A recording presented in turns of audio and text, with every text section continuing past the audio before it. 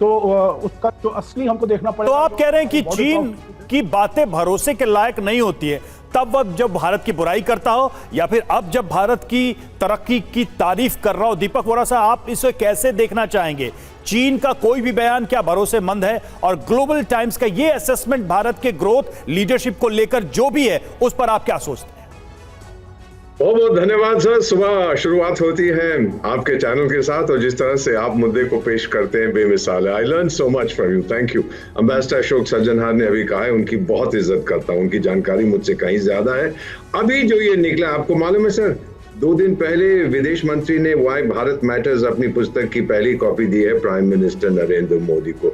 मुझे लगता है कि चीनियों को ये पता लग गया है, दगाबाज हैं चीनी। एक अंग्रेजी में कहावत है, अलेक्जेंडर पोप ने 18वीं शताब्दी में कहा था, टू डैम विद फेंट प्रेज। इसका मतलब है तारीफ करना, लेकिन उसका मकसद कुछ और होता है। और सर, आपने नाम सुना होगा चाणक्य का। 2400 साल पहले क्या बोला था? तारीफ सुनने की जिन्हें आदत होती है वो सच्चाई से कोसों दूर रहते हैं। ये पिंग पोंग की समस्या है, क्योंकि चीन में उसे कोई नहीं कह पाता कि शहंशाह तू बेवकूफ है, तू जो कर रहा है वो गलत है। सर, बहुत जल्दी से बता देता हूं, चीन की इकोनॉमिक हालत आप जानते हैं।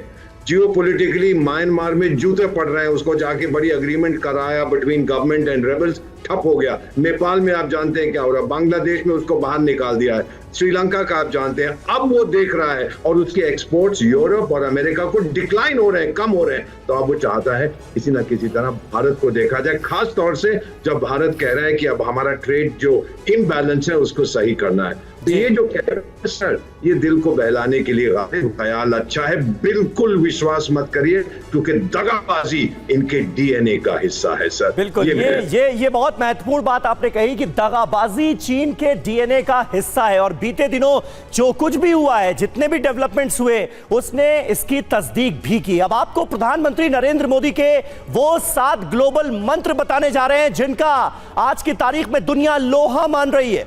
मोदी के वो 7 ग्लोबल मंत्र आखिर कौन कौन से हैं? पहला, आर्थिक ताकत का, भारतवर्ष की आर्थिक ताकत का लोहा मनवाया गया, देश को वर्ल्ड ऑर्डर में मजबूती प्रदान की गई। बिल्कुल समीर, और देखिए G20 घोषणा पत्र पर सहमति बनाई गई। ये एक बड़ी उपलब्धि, बड़ी शक्ति भारत की दिखी। कोरोना काल में दूसरे देशों की मदद की भारत ने खुद सामना किया और दूसरे देशों की तरफ मदद के हाथ बढ़ाए। ये बताता है कि भारत कैसे मजबूत है दूसरों की भी मदद करने के लिए। बिल्कुल, आतंकवाद के खिलाफ करारी चोट करता हुआ भी नजर आया भारत। आतंक के खिलाफ एक वैश्विक रणनीति बनती देखी गई पूरी दुनिया में, और इसका क्रेडिट भी भारत को दिया गया। भारत ने हर इंटरनेशनल प्लेटफॉर्म पर इस मुद्दे को जोर शोर से उठाया। रूस यूक्रेन युद्ध पर बहुत सटीक स्टैंड लिया और योग को अंतरराष्ट्रीय इवेंट के तौर पर डेवलप किया गया, और इसका लोहा भी पूरी दुनिया ने माना। जयशंकर गुप्ता जी, कैसे आप देखते हैं इस पूरे डेवलपमेंट को ऐसे वक्त में जब चीन भारत की तारीफ कर रहा है, या ये कहिए तारीफ करने पर मजबूर हुआ? इसके पीछे सबसे बड़ा रीजन क्या नजर आता है? प्रधानमंत्री नरेंद्र मोदी की कौन सी नीतियां इसके पीछे आप मानते हैं बड़ी वजह? नहीं समीर, देखिए, अभी हमारे जो 2 राजनयिक लोग बता रहे थे उनसे मेरी पूरी सहमति है जी। चीन कभी भी भरोसे के काबिल नहीं रहा है। 1962 से लेकर के फिर गलवान घाटी या फिर डोकलाम का विवाद था, उसमें लगातार उसने हमारे साथ दगाही किया है, इसमें कहीं कोई दो राय नहीं है।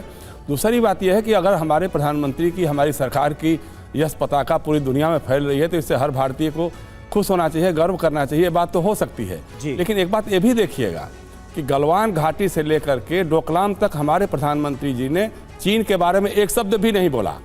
शी जिनपिंग के विश्वासघातों के बारे में भी एक बार प्रधानमंत्री ने कुछ भी नहीं बोला।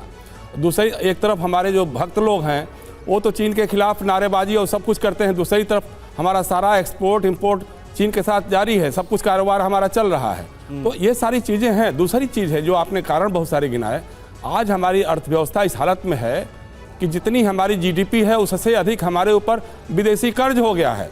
अगर प्राइवेट सेक्टर का भी कर्ज जोड़ दिया जाए उसमें भारत के ऊपर, तो हमको लगता है कि जीडीपी से 150 गुना भारी हो गया है, ज़्यादा कर्ज हो गया है। तो अगर जीडीपी हमारी इस हालत में पहुंच गई है, विदेशी कर्ज हो गया है।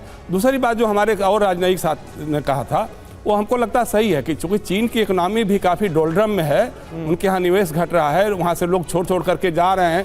ताइवान के साथ उनका विवाद लगातार बढ़ते जा रहा है, ठीक है। तो हो सकता है उनको लगता होगा कि भारत एक बड़ा बाजार है, लेकिन भारत को चाहिए, प्रधानमंत्री जी को भी चाहिए, इस अवसर का लाभ उठाते हुए गलवान वाले मामले पे, लद्दाख वाले मामले पे, अरुणाचल वाले मामले तो आप पे ये कह रहे हैं और कि डोकलाम के मामले पर भी चीन को लेकर प्रधानमंत्री को और मुखर होना चाहिए। आप ये कह रहे हैं कि और मुखर होना चाहिए चीन को लेकर। जी बिल्कुल मुखर होना चाहिए। ठीक है, देखिए और एक तरफ दुनिया के तमाम बड़े नेता मोदी की तारीफ कर रहे हैं, लेकिन विपक्ष को मोदी सरकार का काम ठीक नहीं लग रहा। विपक्षी नेता लगातार मोदी सरकार के फैसलों पर सवाल उठा रहे हैं, क्वेश्चन कर रहे हैं। तो एक तरफ दुनिया भर में प्रधानमंत्री नरेंद्र मोदी की नीतियों की तारीफ हो रही है, लेकिन विपक्ष का निशाना प्रधानमंत्री के ऊपर भी है। तो जरा इसको भी समझिए कि किस तरीके से कहां क्या कहा जा रहा है। दरअसल हम कुछ अहम बयान आपको दिखाएंगे, जिसमें एक तरफ विपक्ष की बातें हैं, दूसरी तरफ दुनिया के जो ग्लोबल लीडर्स हैं वो क्या कह रहे हैं। हमने चीन का बताया आपको कि मोदी के नेतृत्व में भारत ताकतवर हो रहा है। पुतिन ने कहा कि राष्ट्रीय हित में कड़े फैसले लेने वाले हैं नरेंद्र मोदी, और साथ ही बाइडेन कह रहे हैं कि मुझे आपका ऑटोग्राफ लेना है। ये देखिए समीर, ये बयान बता रहा है कि दुनिया के लीडर्स कैसे देखते हैं। अब विपक्ष क्या कहता है? बिल्कुल, और मोदी को बॉस बताया ऑस्ट्रेलिया के पीएम ने। तो ये तमाम जिनपिंग हो, पुतिन हो, बाइडेन हो, या फिर